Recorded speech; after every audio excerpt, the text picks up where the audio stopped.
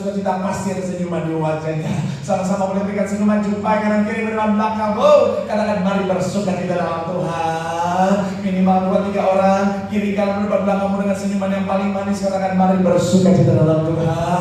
Bilang sama yang ngomong sudah awal bulan. Bilang sama yang ngomong besok kajian.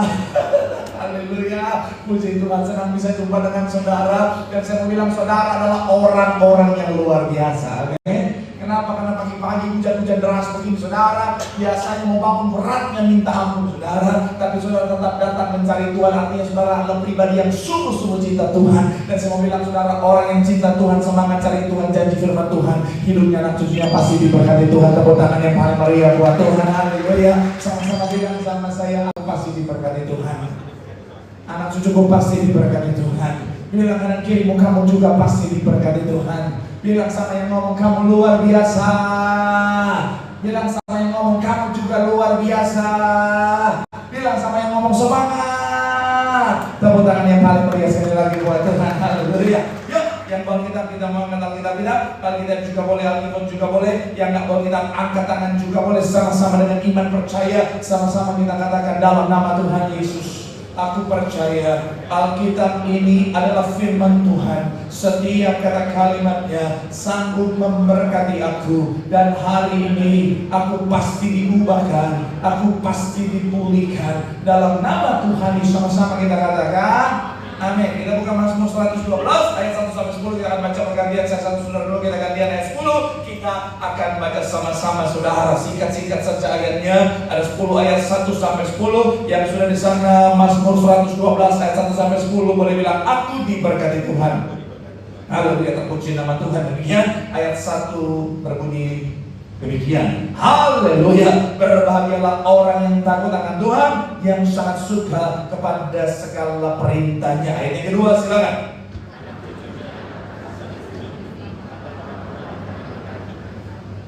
Ayat 3, harta dan kekayaan adalah rumahnya, kebajikan tetap untuk selamanya. Ayat yang keempat, ya.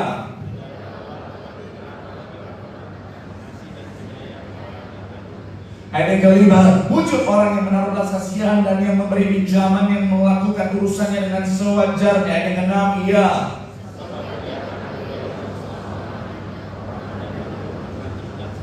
Ayat yang ketujuh dikatakan apa? Ia tidak takut kepada kabar celaka, hatinya tetap penuh kepercayaan kepada Tuhan. Ayat yang kedelapan, iya.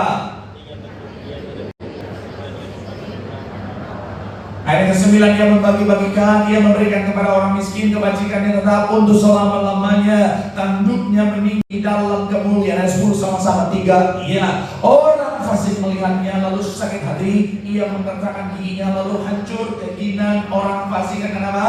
Menuju kebinasaan. Semua bilang saudara, Alkitab mencatat memang dunia makin hari makin jalan saudara. Itu kenapa kalau hari-hari saudara dan saya ketika kita hidup dalam kebenaran, ketika kita jadi orang baik, seringkali orang dunia bilang begini, ngapain lu masih jadi orang benar? Ngapain lu masih orang baik? Rugi lu. Lu kalau mau jadi orang baik, orang benar dalam dunia benar, keadilan begini, lu akan selesai, lu gak akan sukses, lu gak akan berhasil. Saya mau bilang saudara, itulah pandangan orang dunia, itulah falsafah orang dunia hari-hari ini. Tapi saya mau bilang saudara dan saya kita tahu benar bahwa kita adalah anak Tuhan. Sama-sama bilang sama saya anak Tuhan. Bilang kanan kirimu, kita anak Tuhan. Amin. Jadi dasar yang kita gunakan dalam kehidupan setiap kita bukan falsafah dunia, tetapi adalah firman Tuhan. Dan firman Tuhan berkata bahwa dalam segala keadaan, dalam segala situasi tetaplah menjadi orang benar. Kenapa? Karena mungkin bagi orang dunia jadi orang benar itu rugi, tetapi jadi anak Tuhan dalam kebenaran firman Tuhan ingatkan, ada banyak hal yang luar biasa, ada banyak anugerah yang Tuhan sediakan bagi setiap kita. Dan itu bersama-sama kita akan bahas sekarang dalam judul khotbah, bicara tentang hidup orang benar. Sama-sama bilang sama saya, hidup orang benar. Sama-sama bilang sama saya, hidup orang benar. Hanya orang benar yang bisa melihat PPT-nya saudara. Saudara nggak kelihatan berarti tidak benar. Oh, enggak. Memang lagi loading saudara. Saya mau bilang sekali lagi saudara, tema hari ini adalah bicara tentang hidup orang benar. Lebih spesifik tentang hak istimewa orang yang hidup dalam kebenaran. Sama-sama bilang sama saya, orang benar. Sama-sama bilang sama saya, hak istimewa. Amin. Doa saya melalui firman Tuhan hari ini, saudara dan saya semakin semangat untuk hidup dalam kebenaran, senantiasa hidup dalam kebenaran, sehingga apa yang sudah Tuhan sediakan, anugerah hak istimewa, menjadi bagian setiap kita. Boleh berikan tepuk tangan sekali lagi yang paling meriah buat Tuhan. Haleluya. So, apa hak istimewa orang benar yang firman Tuhan sampaikan dalam Mazmur 112? Ada banyak hal, tapi kita akan bahas 4 hal hari ini. Yang pertama adalah menerima kebahagiaan sejati. Sama-sama bilang sama saya, kebahagiaan sejati. Sama-sama bilang sama saya, kebahagiaan sejati. Amin. Ayat 1 sama-sama kita baca. 3 ya. Haleluya. Berbahagialah orang yang apa? Yang sangat suka kepada segala apa?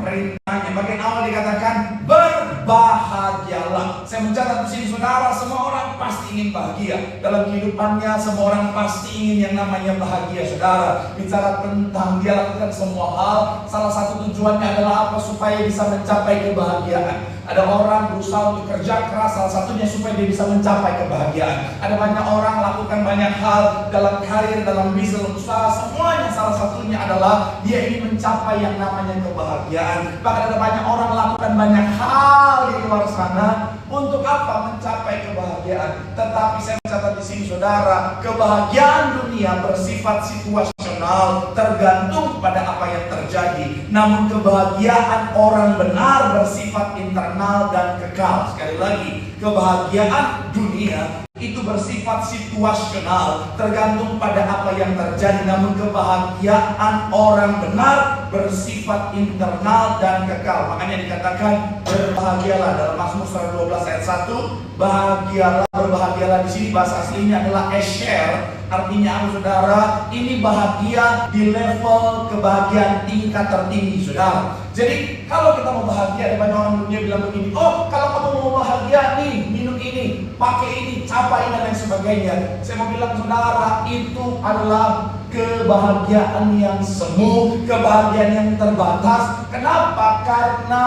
tidak kekal, tidak bersifat internal, tetapi kebahagiaan yang ditentukan oleh faktor eksternal. Dan saya mau bilang, saudara, kabar buruknya, kalau kebahagiaan kita bukan dari dalam tapi dari luar, maka iblis dapat dengan sangat mudah memporak-porandakan sukacita kita, kebahagiaan kita, saudara. Kalau kita kebahagiaannya adalah dari luar, saudara, maka ada banyak orang akhirnya suka mencapai yang namanya kebahagiaan, saudara. Tetapi kalau kita kebahagiaan yang memang datangnya dari Tuhan, maka itu bersifat dari dalam, sehingga apapun yang terjadi di sekitar kita, kita mampu bersukacita, mampu berbahagia, karena Tuhan ada dalam setiap kita. Tepuk tangan dulu yang paling meriah buat Tuhan. Kita kenapa Billy Graham berkata begini, saudara, kebahagiaan sejati bukanlah hasil dari peristiwa-peristiwa yang menyenangkan, melainkan hasil dari hubungan yang benar dengan Tuhan. Sekali lagi, kebahagiaan sejati bukanlah hasil dari peristiwa-peristiwa yang menyenangkan, melainkan hasil dari hubungan yang benar dengan Tuhan. Ketika kita melekat dengan Tuhan dalam hidup benar tadi, maka saya mau bilang, saudara, di situ ada kebahagiaan yang sejati. Shalom anak muda. Saya mau bilang, hati-hati, karena orang dunia bilang, lu kalau mau bahagia, nih minum mabuk dulu. Haleluya. Akhirnya apa? Bukan bahagia yang dapat, nge-fly bentar, habis itu sakit ginjal, iya kan? Liver sakit. Habis itu datang sama pendeta, kalau berangkat saya, ginjal saya, liver saya diserang iblis. Iblis dari pojok, bukan gue aja gak mabuk, kata iblis. Iya kan? Ada orang kadang-kadang, saudara, pengen mengejar kebahagiaan dengan apa? Saudara mau napak barang-barang terlarang, sengaja, contohnya yang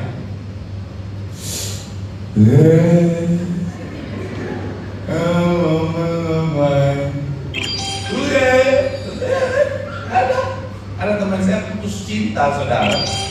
Ternyata 7 hari dia kunci dirinya di kamar, saudara, cuma makan doang dia.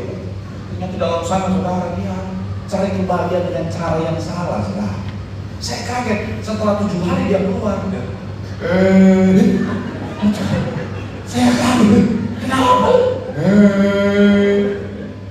Dan sampai sekarang setiap ketemu sama saya udah nggak pakai begitu. Tapi sampai sekarang efeknya masih tetap. Ketemu sama saya, bukan kebahagiaan yang didapat, kerusakan yang didapat. Saya bilang sekali lagi, saudara, kebahagiaan yang sejati hanya ada dalam Tuhan. Amin. Jadi sekarang saya mau bilang saudara, kalau hari ini kau butuh kebahagiaan, datang sama Tuhan, hidup dalam kebenaran. Karena saya mau bilang saudara, dunia mungkin bisa bilang begini, oh kamu melakukan ini, melakukan dosa dan sebagainya supaya bisa bahagia. Hati kecil kita tahu, dosa akan membawa kita pada kebinasaan. Makanya dalam hati kecil kita tetap tidak akan punya namanya rasa bahagia yang sesungguhnya. Tapi kalau kita jalan dalam kebenaran, kita berjalan bersama dengan Tuhan, ada damai, sukacita, kebahagiaan sejati. Itu yang kita terima lebih depan setiap kita. Tepuk tangan dulu yang paling meriah buat Tuhan. Bilang sama kanan kiri, mau hidup dalam kebenaran. Di situ ada kebahagiaan yang Tuhan sediakan. Tepuk tangan yang paling meriah buat Tuhan. Haleluya. Yang kedua, hak istimewa orang benar setelah menerima kebahagiaan yang sejati. Yang kedua adalah menerima berkat Tuhan. Sama-sama bilang sama saya menerima berkat Tuhan. Sama-sama bilang sama saya menerima berkat Tuhan. Amin. Masih dalam Mazmur 112 kita lihat ayat 2 sampai ayatnya yang ketiga. Ayat 2 sampai ayat yang ketiga. Saudara, sama-sama kita baca saudara. Ayat 2 sampai ayat yang ketiga. Sama-sama yang sudah di sana boleh bilang aku diberkati Tuhan. 3, ya anak cucunya akan apa? Perkasa di bumi, angkatan orang benar akan diberkati. Ayat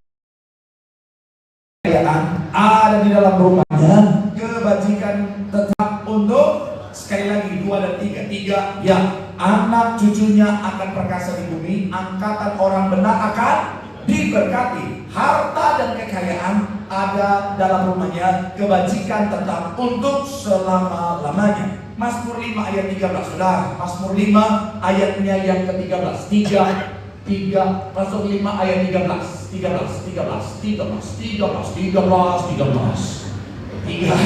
Ya, sebab engkaulah yang memberkati siapa? Orang benar ya Tuhan. Engkau memagari dia dengan apa? Anugerahmu seperti, sekali lagi saudara, 3, ya sebab engkaulah yang memberkati siapa? Spesifik dikatakan orang benar. Tahan di sana. Saya mau bilang saudara, berkat Tuhan datang dari tempat yang kudus buat mereka yang hidup dalam kekudusan, dalam kebenaran saudara. Jadi setelah saudara saya punya kebahagiaan, ternyata ada berkat yang Tuhan sediakan bagi setiap kita, dan berkat di sini luas, kesuksesan, keberhasilan dan lain sebagainya. Orang dunia bilang begini, lu kalau mau kaya, lu kalau mau sukses, lu kalau mau berhasil, lu harus jahat. Dark triad, ada satu buku yang saya baca saudara, ciri-ciri orang sukses, orang berhasil harus punya dark triad katanya saudara. Itu narsistik saudara, kemudian bicara tentang punya mesti tega dan lain sebagainya. Saya mau bilang saudara, itu cara orang dunia, itu falsafah orang dunia saudara. Tetapi kita anak Tuhan, kita tahu tetap dalam kebenaran, di situ ada berkat, promosi, kekayaan Tuhan akan tambahkan bagi setiap kita. Katakan amin. Dikatakan apa saudara sekali lagi? Berkat itu Tuhan sediakan kepada mereka yang hidup dalam kebenaran. Pak, tapi ada orang yang saya kenal jadi kaya Pak dengan tipu sana tipu sini. Ya Pak, ada orang bisa jadi kaya, jadi sukses, jadi berhasil. Ada orang bisa jadi kaya, jadi sukses, jadi berhasil dengan kegunaan. Bilang saudara, itu kekayaan, berkat dalam tanda kutip yang ujung-ujungnya akan membawa pada kebinasaan. Karena iblis nggak pernah kasih sesuatu cuma-cuma saudara. Iblis kasih sedikit, dia mintanya banyak. Makanya ada banyak orang ketika mencapai kekayaan dengan cara contoh kuasa ke-8, ujung-ujungnya hidupnya hancur. Bahkan seringkali bukan cuma hidupnya hancur, sampai keturunannya, generasinya juga hancur saudara.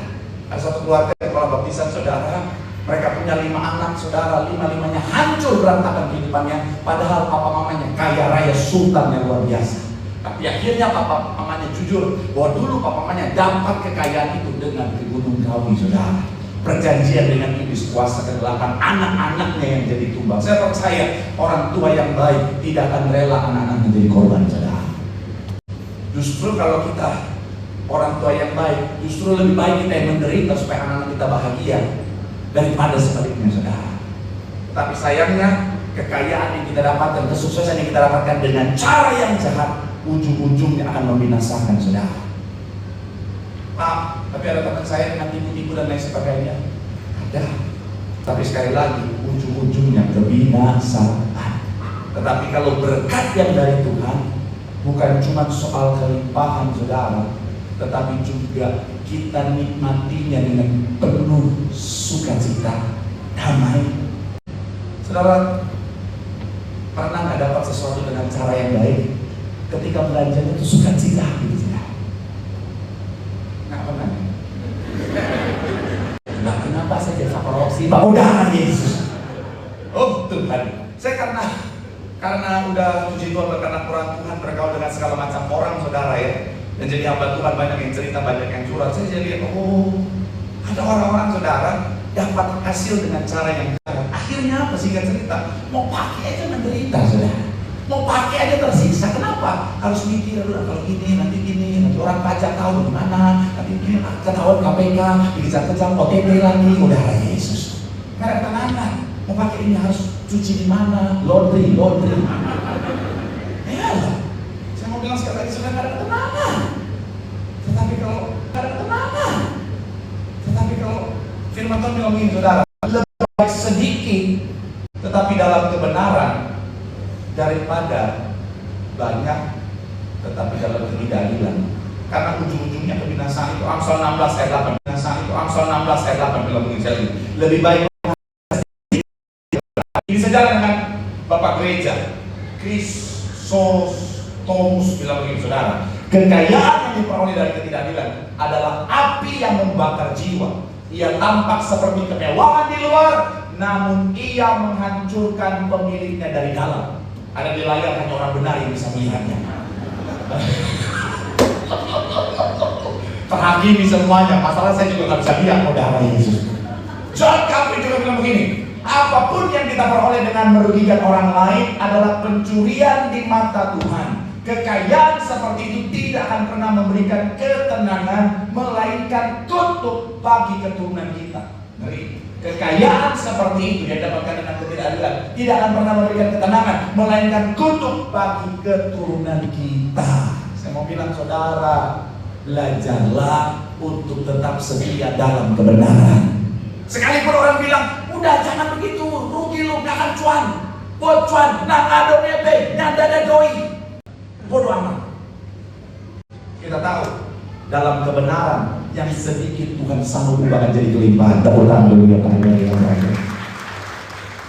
kalau dengan cara yang jahat, tipu-tipu, itu ngalangin berkat Tuhan dalam hidup kita. Bapak-bapak es gabus, ingat? Yang lagi tren gitu.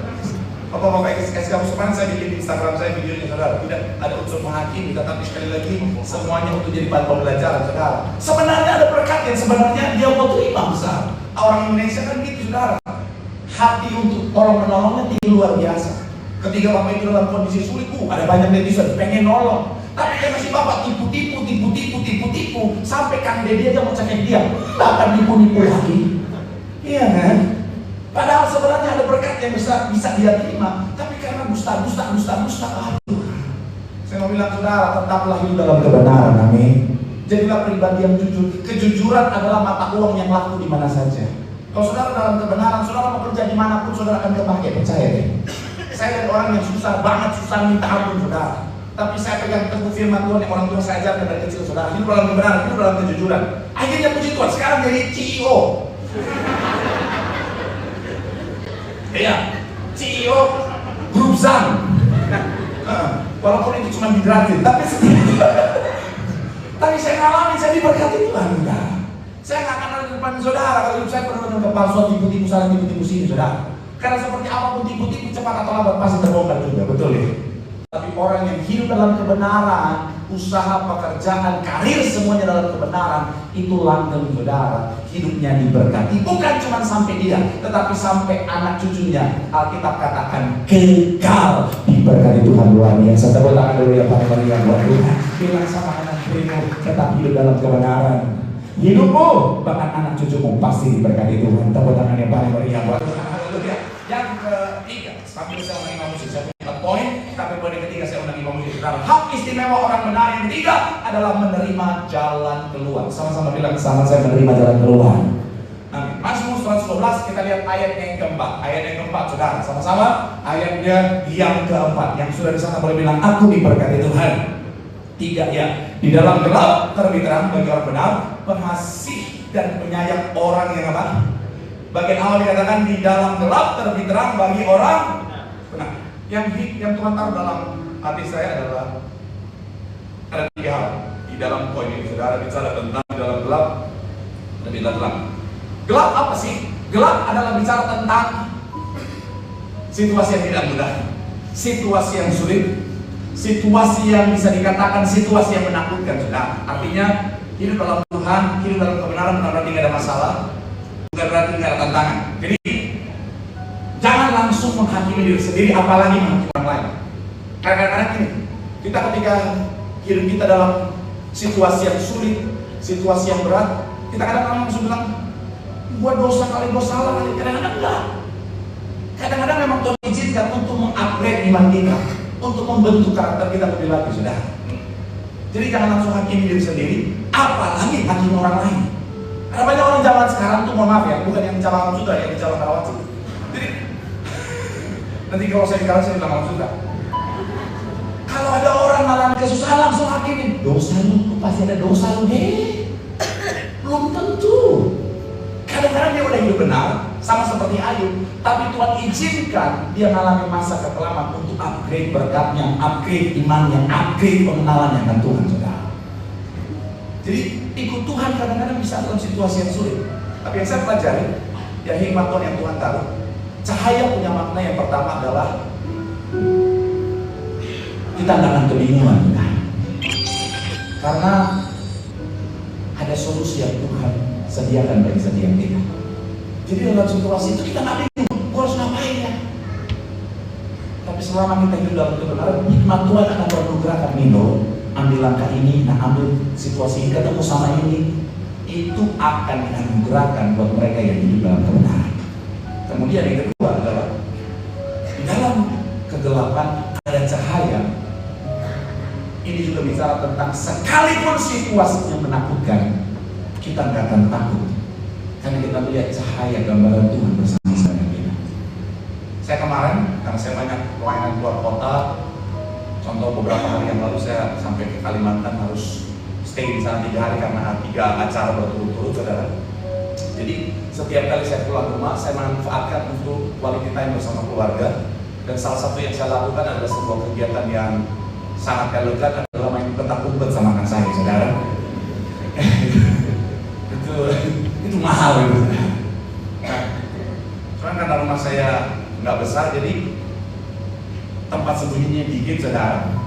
Jadi cuma situ, kamar mandi, bawa kasur, bawa tangga. Jadi kamar mandi, bawa kasur, bawa tangga, sama belakang pintu.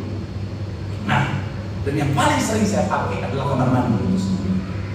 Saya matiin lampu, saya sembunyi di belakang pintu kamar mandi. Saya nggak tutup pintunya supaya anak saya nggak curiga. Karena sekecil itu dia minta ampun. Sering saya ada debat politik.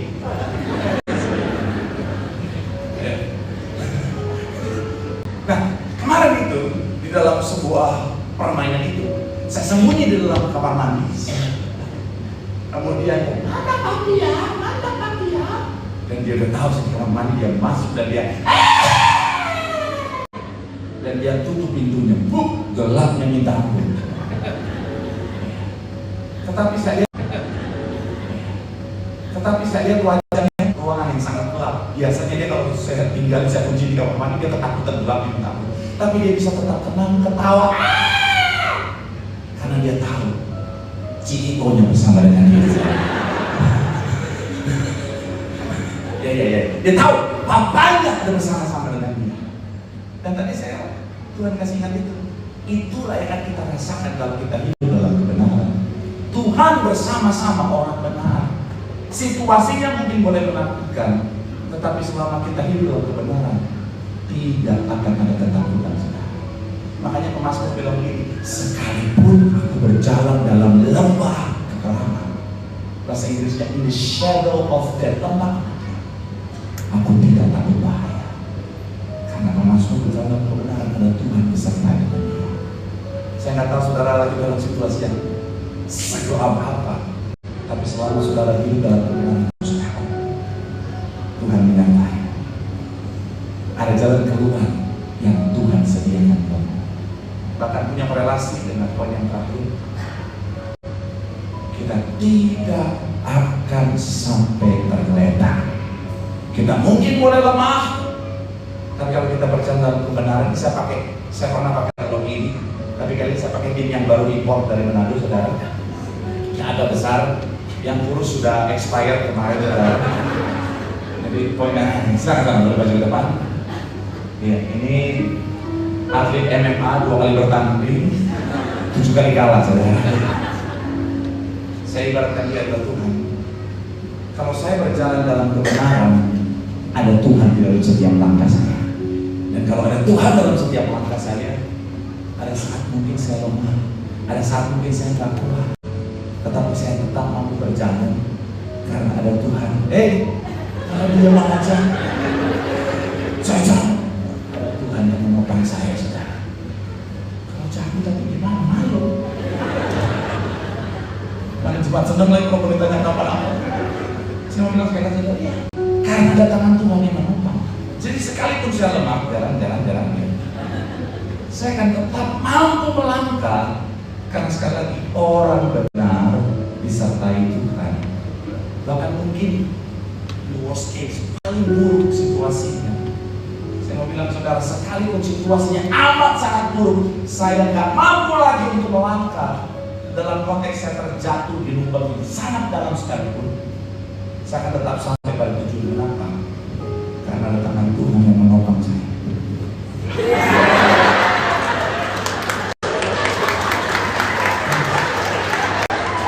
Sehingga saya akan berjalan terus, pelan-pelan. BPJS berarti aktif lagi, udah 2 bulan gak bayar, oke. Dan mencapai tujuan yang Tuhan sediakan. Tepuk tangan sekali lagi yang paling mana dia.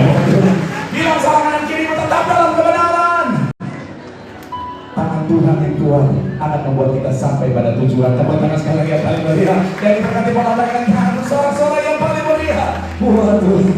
Ku tak akan menyerah pada apapun juga, sebelum ku coba semua yang ku bisa, tetapi ku berserah kepada kehendak-Mu. Hatiku percaya Tuhan punya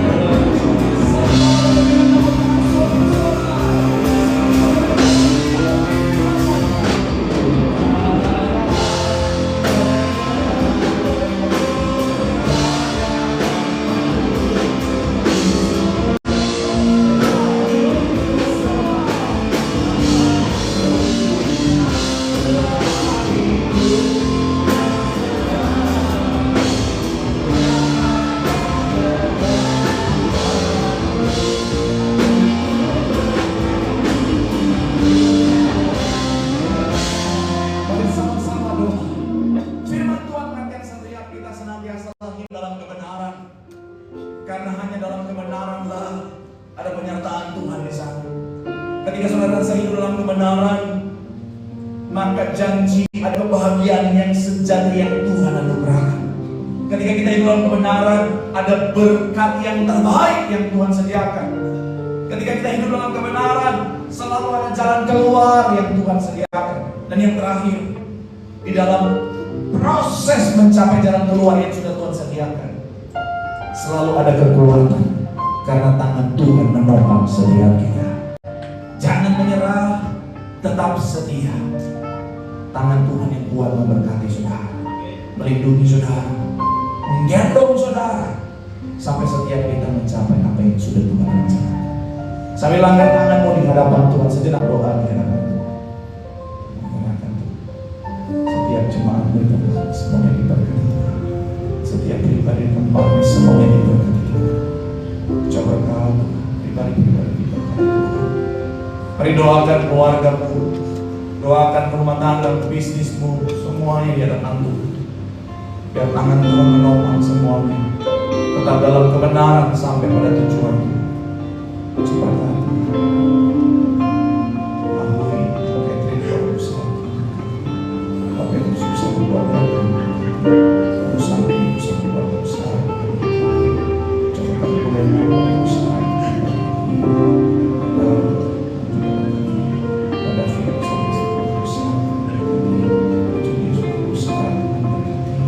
Coba kamu anak setiap jemaat